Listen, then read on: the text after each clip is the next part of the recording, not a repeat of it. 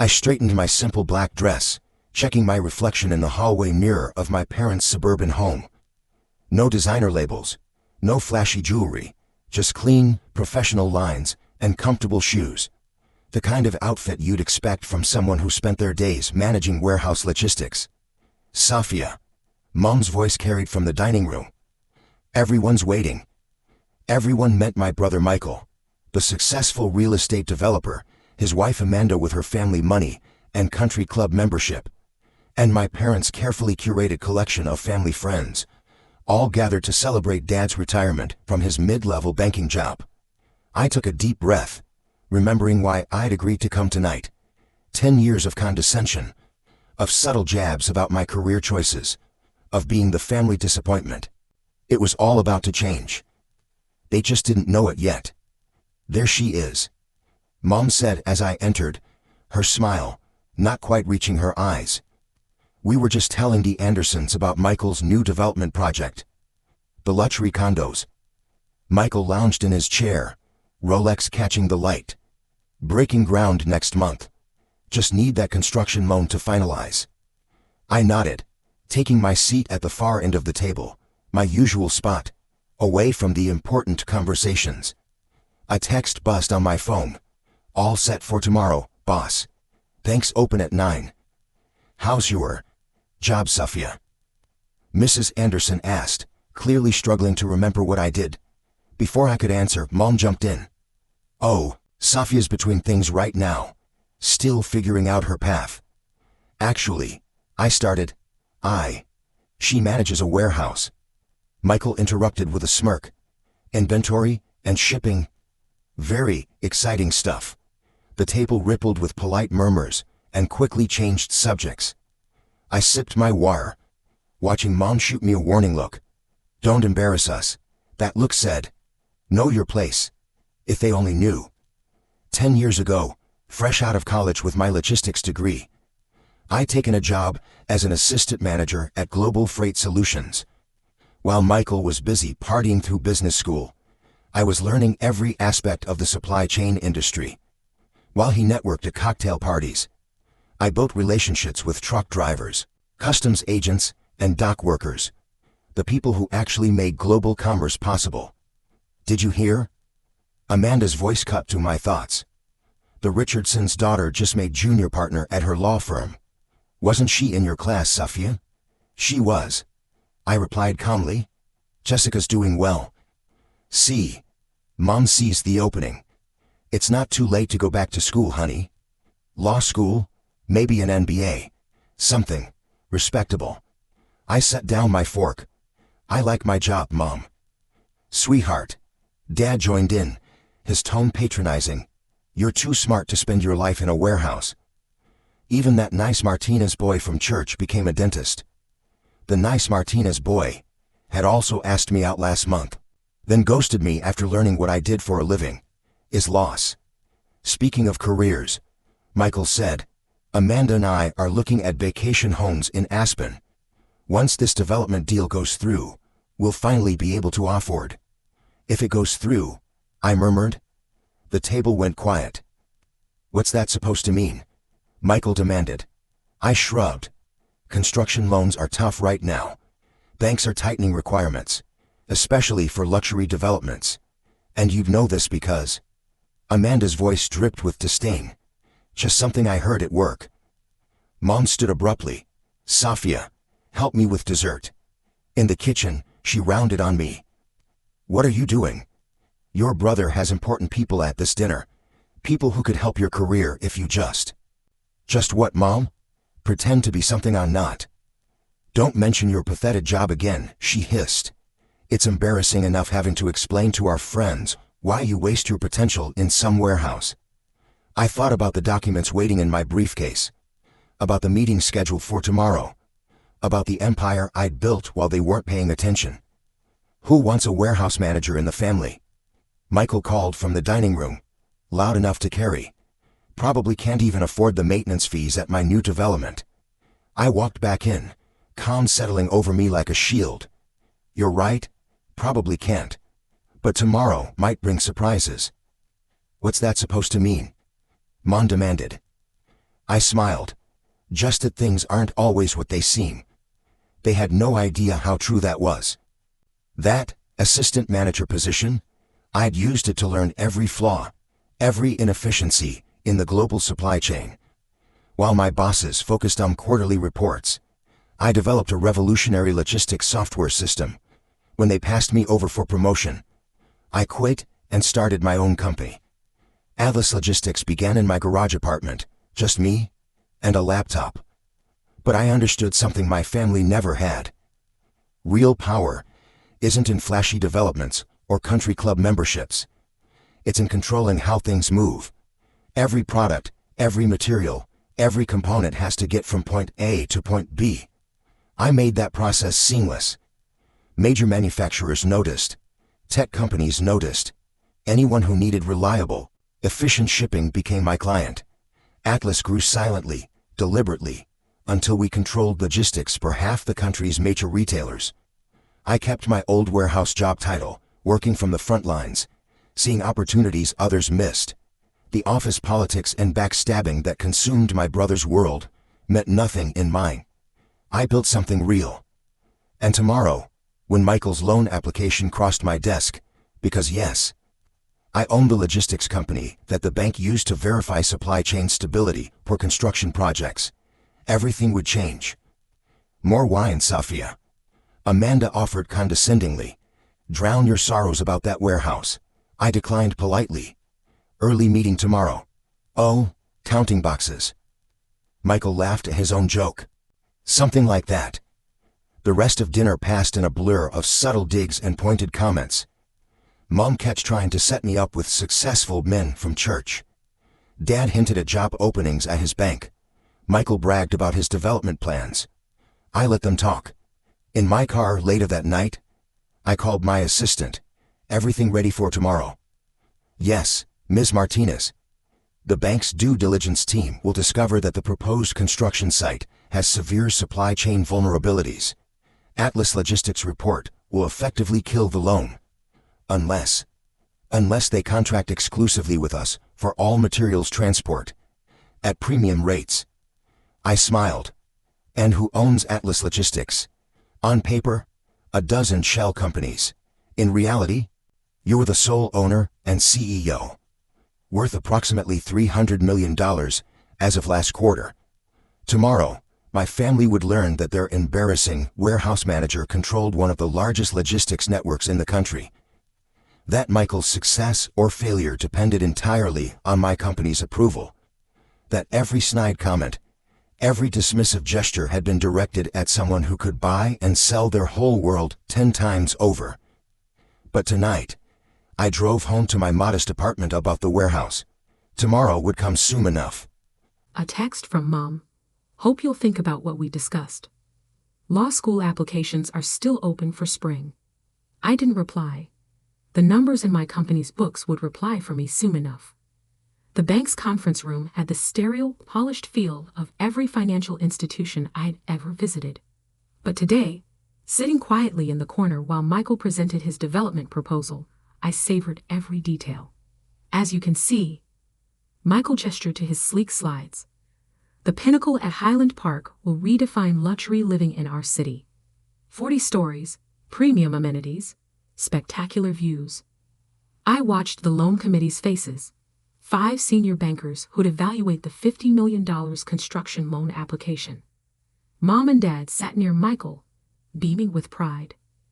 They'd called in favors to get this meeting at the prestigious First National. Very impressive, Mr. Martinez, the committee chair said. However, we have some concerns about supply chain stability. In today's market. Oh, that's all arranged, Michael waved dismissively. We've got contracts with multiple suppliers. Actually, a new voice spoke up. That's why I'm here. Everyone turned as Thomas Bradford, CEO of First National Bank, walked in. My parents' eyes widened. The CEO himself rarely attended loan committees.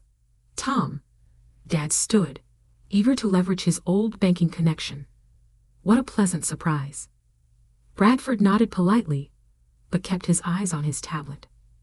We've received some concerning reports about the project's logistics viability. According to Atlas Logistics, the color drained from Michael's face.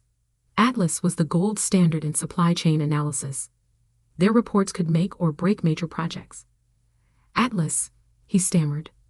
But they're just a logistics company. Surely the bank doesn't.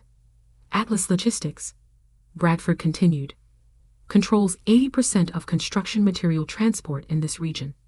Their analysis suggests severe supply chain vulnerabilities at the proposed site. Without their support, material costs could increase by 40%. Michael's perfect presentation was crumbling. But we can find other transport companies.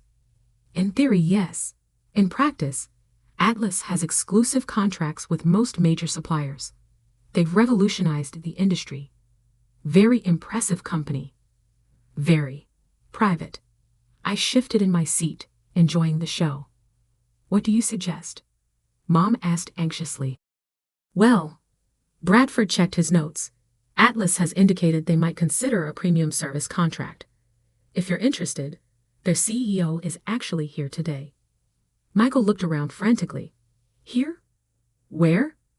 I stood up slowly, smoothing my simple black dress. Right here. The silence was absolute. No, Michael whispered. Yes, Bradford smiled. Ms. Martinez has been one of our most valuable clients for years. Atlas Logistics holds significant accounts with us. Mom's hand flew to her mouth. Dad seemed to age 10 years in 10 seconds. Michael just stared, his expensive suit suddenly seeming like a child's costume. You, he managed finally. You're Atlas. Founded it 10 years ago, I said calmly, while managing that embarrassing warehouse job. But you never said anything. All those times you mocked my career, dismissed my potential, treated me like the family failure. I pulled out my home tablet. Let's talk about those supply chain vulnerabilities. For the next hour, I methodically outlined every flaw in Michael's logistics plan, the impossible delivery schedules, the unrealistic cost projections, the bottlenecks he'd never considered. This is absurd, he finally exploded. You're doing this to sabotage me. No, I corrected. I'm doing my job. The same job you've ridiculed for years. Safia, Mom tried, her voice shaking. Surely you can help your brother? Family should. Family should support each other. I cut in. Not tear each other down. Not shame someone for their choices. Not decide someone's worth based on appearances. Bradford cleared his throat. Perhaps we should discuss Atlas Premium Service option. I pulled up the contract. Triple our standard rates. Exclusive 5-year commitment. Non-negotiable. Triple? Michael choked. That would eat most of our profit margin. Welcome to the real world of logistics, brother. Where actual work matters more than flashy presentations. Dad finally spoke up. All this time, while we were pushing you to change careers, I was building an empire. I finished. One warehouse at a time. One contract at a time. One innovation at a time. The loan committee shifted uncomfortably. Without Atlas's support, the project was effectively dead. Michael knew it. My parents knew it. Everyone in that room knew it. The premium contract, Michael said finally, defeated. Can we see the terms? I sent the document to his tablet. As he read, his face went through a fascinating range of emotions. Shock at the costs, anger at the conditions, and finally, devastating realization at the signature block. This has to be approved by the CEO personally. That's right. I smiled. That would be me. The warehouse manager you're so ashamed of. Mom started to cry quietly. Dad stared at his hands. The loan committee tried to look anywhere but at our family drama. Mr. Bradford, I said, standing. I believe we're done here. Unless my brother would like to revise his proposal. I'll need time to recalculate, Michael mumbled. As I walked out, Bradford fell into step beside me. That was rather dramatic. Sometimes lessons need to be dramatic to stick. And the premium contract. Will you actually enforce those rates? I thought about years of snide comments, of dismissive gestures, of being the family embarrassment. That depends, I said, on what I hear at the next family dinner. In the elevator, my phone buzzed with messages. Mom begging me to reconsider. Dad asking to meet. Michael's wife Amanda, suddenly very interested in getting coffee. But the message that caught my eye was from our warehouse supervisor. Loading dock needs approval on the Johnson shipment, boss. I smiled. Time to get back to my embarrassing job. The news spread through our social circle like wildfire. Sophie Martinez, the warehouse manager, was actually a business mogul. My parents' phones exploded with calls from friends suddenly eager to reconnect with their successful daughter. I ignored it all, focusing on what I'd always focused on: running my company. Ms. Martinez, my assistant Sarah, called through the intercom. Your mother's here. Again. It had been 2 weeks since the bank meeting. 2 weeks of avoided calls and declined invitations. But I couldn't hide forever. Send her in. Mom looked different. Smaller somehow, without her usual perfectly coordinated outfit and immaculate makeup. She clutched her purse like a shield. This is where you work, she asked, looking around my office. Not the corner warehouse office she'd imagined. Instead, the entire top floor of downtown's most prestigious building. Floor-to-ceiling windows overlooked the city, including the empty lot, where Michael's development should have been rising. This is one of my offices, I replied. I prefer being at the warehouses, where the real work happens. Why didn't you tell us? The question burst out of her. All these years, we thought. You thought what you wanted to think, Mom. You saw a warehouse manager and decided that wasn't good enough. Never asked what I actually did. Never showed interest in my work. We were worried about you. Living in that tiny apartment, working those long hours. That apartment is above our main distribution center. I lived there because I wanted to, not because I had to. I gestured to the city view. I could have bought this building years ago, but flash and status, that was never my goal. She sank into a chair, looking lost. Your father hasn't slept since we found out. He keeps talking about all the times he tried to get you entry-level bank jobs, thinking he was helping. And Michael? He's struggling. The development deal fell through completely. No other logistics company will touch it after Atlas declined. I pulled up my tablet, showing her Atlas's real-time operations map. Thousands of dots moving across the country, trucks, ships, planes, all coordinated to our systems. This is what I built, Mom. While you were embarrassed by my job, I was revolutionizing how goods move around the world. While you were trying to set me up with dentists and lawyers, I was building something that actually matters. I'm so sorry, she whispered. We were so wrong. A knock interrupted us. Sarah again.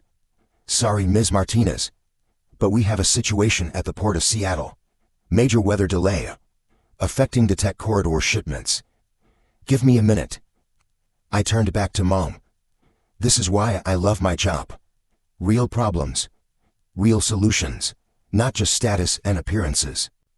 She watched in silence as I coordinated with our port managers. We're routing shipments through alternate channels, adjusting schedules in real time. Millions of dollars of goods, thousands of jobs, all depending on quick, smart decisions. You're amazing at this, she said finally. I always was. You just never saw it. Another knock. This Todd Michael, looking uncomfortable in a cheap suit. Sophia. He stopped, seeing Mom. Oh, I can come back. Stay, I said. Family meeting might as well be now. He sat heavily, avoiding my eyes. I lost everything, he admitted. The development deal, my investors, even Amanda. She left. Says she didn't marry a failure. He laughed bitterly. Funny, that's how we treated you all these years. Michael, I began, but he cut me off. No, let me finish. I was so busy playing big shot developer, I never actually learned the business. Not like you did. You started from the ground up, learned every detail, built something real. Mom wiped her eyes. We were such snobs. All that time bragging about Michael's projects. And our real success story was right there. Managing warehouses. My phone buzzed. Dad, requesting access from lobby security. Send him up, I told Sarah. When Dad walked in, the family circle was complete. He looked older, tired. But something else too. Proud. Maybe for the first time, of what I'd actually achieved. I drove by the warehouse today. He said quietly. Your warehouse. Saw the trucks lined up. Everything running like clockwork. Got me thinking about all those dinners where we treated you like. He trailed off. Like an embarrassment. I finished. He nodded sadly. While you were building an empire, we were measuring success by country club memberships. I've never been more wrong about anything in my life. I pulled up another screen. The contract Michael had refused at the bank. The premium rates. I said, were never real. That was just a lesson in humility. Michael's head snapped up. What? Atlas will support your development. Stand of rates. But I held up a hand as hope flooded his face. You're going to learn this business from the ground up. Starting in our warehouse management training program. You mean? 6 months loading trucks, learning logistics, understanding how things actually work. No shortcuts, no fancy titles, just real work. I'll do it, he said immediately. Whatever it takes. Mom leaned forward. And us? How do we fix what we broke? I thought about all the family dinners, all the subtle jabs, all the attempts to change me into their version of success. Come see what I actually do, I said. Not what you imagine I do. Come to the warehouses. Learn about my world. Stop being ashamed of honest work. The next month wrought changes no one could have predicted. Michael traded his Rolex for a safety vest, learning logistics from the ground up. Mom started volunteering at our workforce development program, helping employees earn their GEDs. Dad became fascinated by our technology, often spending hours understanding our systems. The family dinners changed too. Now they were at my apartment above the warehouse, with conversations about real work, real challenges, real achievements. No more social climbing, no more status anxiety. One evening, as we watched trucks being loaded below, Mom asked, "Are you happy, Safia?" Really happy. I looked at my family, finally seeing me, finally understanding what I'd built, and at the empire of motion I'd created. I always was, Mom. Moving things, solving problems, building something real. That's what I love. The money, the power, that was never the point. We understand that now, Dad said. Thanks for not giving up on us. Michael, fresh from his shift, joined us still wearing his safety vest. Hey sis, remember when I used to mock your pathetic warehouse job? Hard to forget. Today I learned how to optimize loading patterns for maximum efficiency. Actually pretty amazing stuff. I smiled. Welcome to my world, brother. Where success isn't about looking important. It's about being important, he finished. To the world, to the economy, to people who depend on us. Later that night, alone in my office, I looked at our family photo from Dad's retirement dinner. The last picture of us before everything changed. We looked perfect on the surface, wealthy, successful, proper, and completely fake. Now we were real. Michael was discovering the satisfaction of actual achievement. Mom was learning the value of meaningful work. Dad was seeing success through new eyes. And me, I was exactly who I'd always been. The warehouse manager who built an empire. The logistics expert who kept the world moving. The daughter who finally taught her family what success really means. My phone buzzed. A problem at the Chicago hub needed attention. I smiled, ready to tackle another real challenge in my embarrassing job.